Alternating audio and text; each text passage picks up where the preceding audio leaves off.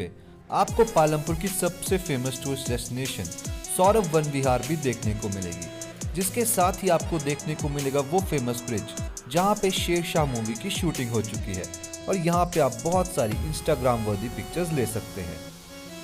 सौरभ वन विहार का नाम कारगिल युद्ध में शहीद हमारे वीर सैनिक सौरभ कालिया जी की याद में रखा गया है, जिन्होंने हमारी मातृभूमि की रक्षा के लिए अपने प्राणों को शहीद कर दिया और हम सभी के मन में अमर हो गए।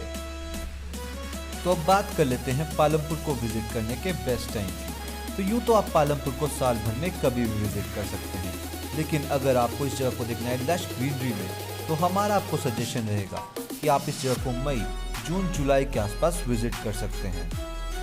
और सर्दियों में धौलाधार माउंटेन रेंजेस पे बहुत ज़्यादा बर्फ़ पड़ती है, जिस करके वहाँ के नज़ारे ही अलग हो जाते हैं। तो अगर आप विंटर्स यानी कि दिसंबर, जनवरी, फरवरी में पालमपुर का रोड ट्रिप प्लान करेंगे तो आपको धौलाधार के बहुत ही शानदार नज़ारे आने वाले हैं। सौरभ वन विहार में आपको बहुत सी एक्टिविटीज़ और चीज़ें देखने को मिल जाएंगी, जिनमें से सबसे पहले आप यहाँ का फेमस फिश एक्वेरियम देख सकते हैं। फिश एक्वेरियम में आपको यहाँ पर बहुत ही डिफरेंट काइंड की फिशेस देखने को मिल जाएंगे। ये सुनने में बहुत ही ऑर्डिनरी लगता है, लेकिन जब आप इन्हें अपनी आंखों से देखेंगे तो आपको एक अलग ही एक्सपीरियंस यहाँ फील होने वाला है। फिशेस देखने के साथ साथ आप फिशेस के बारे में यहाँ पे डिटेल इन्फॉर्मेशन भी पढ़ सकते हैं। फिश एक्वेरियम को एक्सप्लोर करने के बाद आप यहाँ के चिल्ड्रन पार्क में जा सकते हैं, जहाँ पे आपको रॉक क्लाइंबिंग और स्विमिंग जैसी एक्टिविटीज़ करने को मिल जाएंगी, जिसके लिए आपके बच्चे बहुत ही एक्साइटेड रहेंगे। और सौरभ वन विहार की सबसे खास एक्टिविटी जिसे आप कभी भी यहाँ आने पे मिस नहीं कर सकते, वो है यहाँ की paddle boating. Paddle boating Saurabh Van Vihar की one of the finest activities में से एक है, क्योंकि बोटिंग के साथ साथ आप ना सिर्फ अपने फैमिली के साथ मज़े करेंगे, बल्कि आपको देखने को मिलेंगे धौलाधार के शानदार नज़ारे।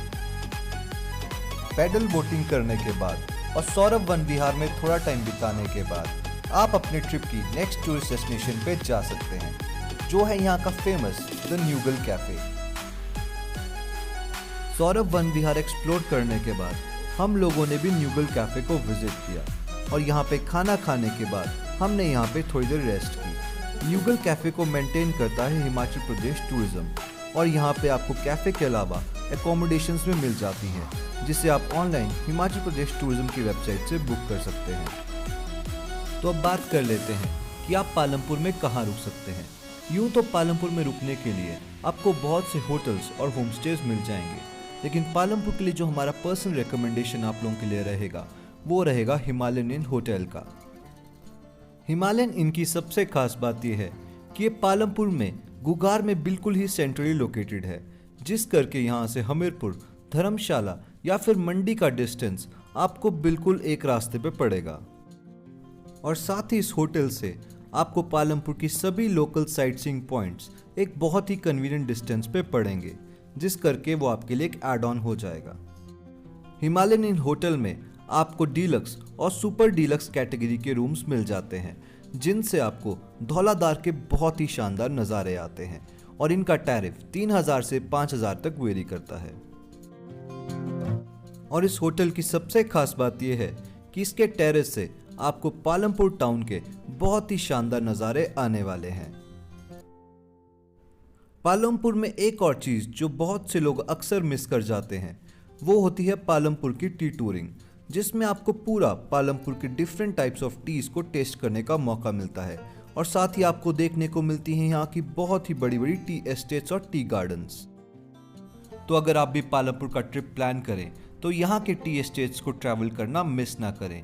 एक टी एस्टेट जो हम आप लोगों को सजेस्ट कर सकते हैं वो है वाह टी एस्टेट, जो ना सिर्फ पालमपुर बल्कि हिमाचल के सबसे बड़े टी एस्टेट्स में से एक है और वहाँ पे आपको टी टूरिंग एक्सपीरियंस भी मिल जाएगा। तो अब बात कर लेते हैं कि आप अपना पालमपुर का ट्रिप कैसे प्लान कर सकते हैं। आप दिल्ली से पहले धर्मशाला आ सकते हैं, जहाँ पे आप 1 और 2 दिन स्पेयर रख सकते हैं धर्मशाला के लिए। फिर आप पालमपुर 1 और 2 दिन रख सकते हैं स्पेयर। उसके बाद आप बीर बिलिंग और फिर बरोट को कवर कर सकते हैं। तो 4 से 5 दिन में आप इस रीजन की सभी मेन जगहें कवर कर सकते हैं।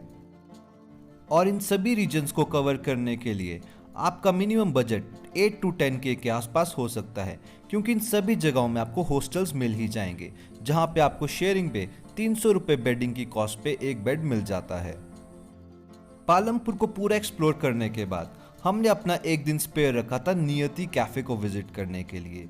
ये रिकमेंडेशन सिर्फ बैकपैकर्स के लिए होगा जो थोड़ा सा वॉक और हाइक कर सकते हैं, क्योंकि नियति कैफे तक आने के लिए आपको आधे घंटे का वॉक करना ही पड़ेगा। तो अगर आप लोग वॉक या ट्रैक नहीं करना पसंद करते तो ये रिकमेंडेशन आपके लिए नहीं है। लेकिन जो लोग पालमपुर का थोड़ा ऑफ बीट सी जगह एक्सप्लोर करना चाहते हैं तो उनके लिए नियति कैफे हमारी पर्सनल रिकमेंडेशन रहेगी। तो दोस्तों, ये था हमारा खूबसूरत सफ़र पालमपुर का।